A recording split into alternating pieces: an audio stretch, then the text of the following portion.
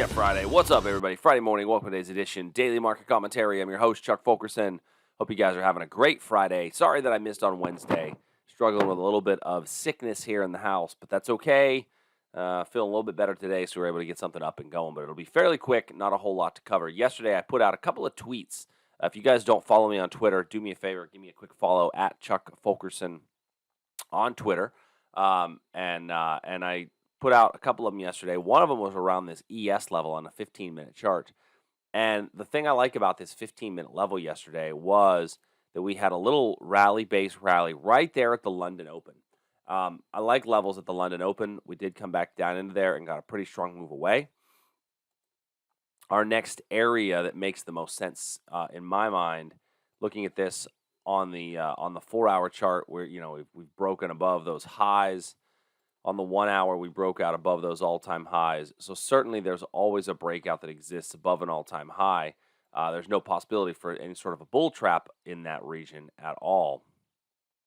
The other thing that I'm looking at, though, is that we've really done nothing since the London Open. So the only thing I would look at for today would be a breakout above those Globex highs, and it could be a gap and go situation for the markets in general. This morning, when the markets open up on the cash session, there could be a gap and go opportunity. Looking at the the Nasdaq, we have on a 15-minute time period a fairly sideways market, right? If I look at this on a 4-hour, we can see that our 4-hour has also chopped sideways. So if I take this to the 1-hour time period, I still think our best entry, I'm going to remove some of these levels here. I think that our best entry is going to be a pullback into the origin of this very strong move higher. So let me wrap my lines around that area,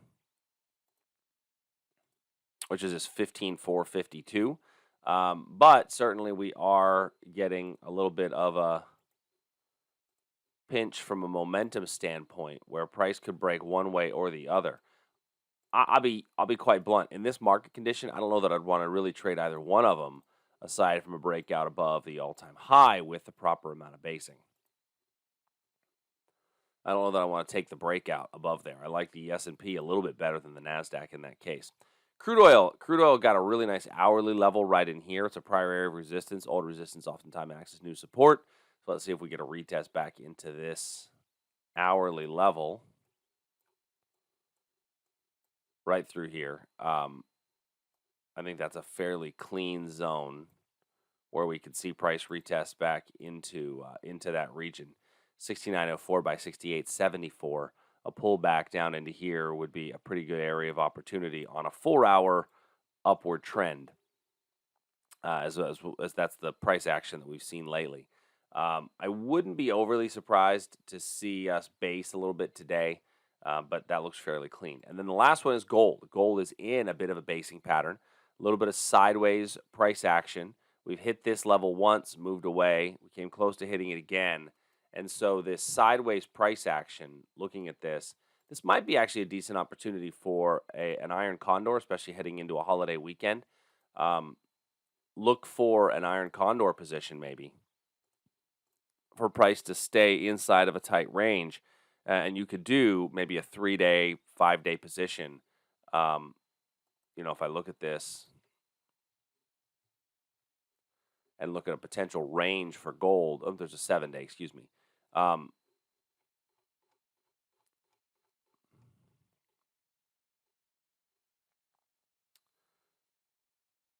7-day position. Can I get something for between 1840 and 1800?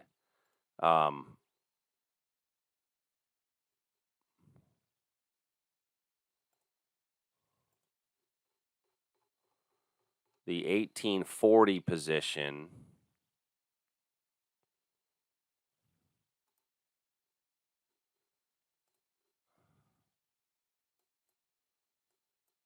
$18.40 by $18.45 is giving you a 90-cent credit.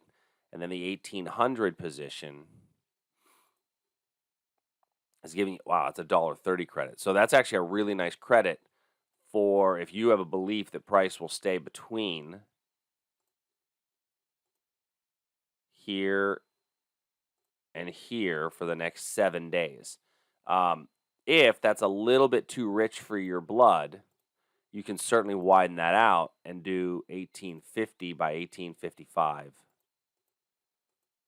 1790 by 1785, and now you're still getting $1.30 credit on a $5 spread, and it moves your risk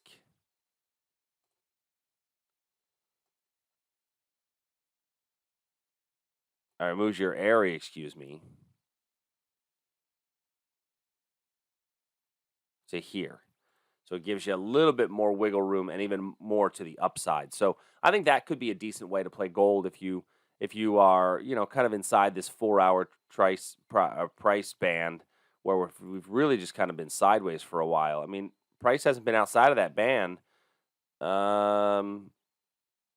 for a couple of weeks, and so you've got a good opportunity in that one. So just a thought, something to consider for today. But that's all I have. I want to keep it fairly short today. Remember, going into a holiday weekend, you can pick up extra theta. You can also pick up extra risk. So just be aware of that. Make sure that you hedge your positions over the weekend. Until tomorrow, everybody, I hope you guys have a great weekend. See ya. Hey, thanks for joining us. If you like what we do, please make sure you hit that subscribe button. It's the only way the computers know that you're actually alive and really care. And go to tradersarmy.com today to learn a bit more. And if you want to see some of our other videos, click here in the box.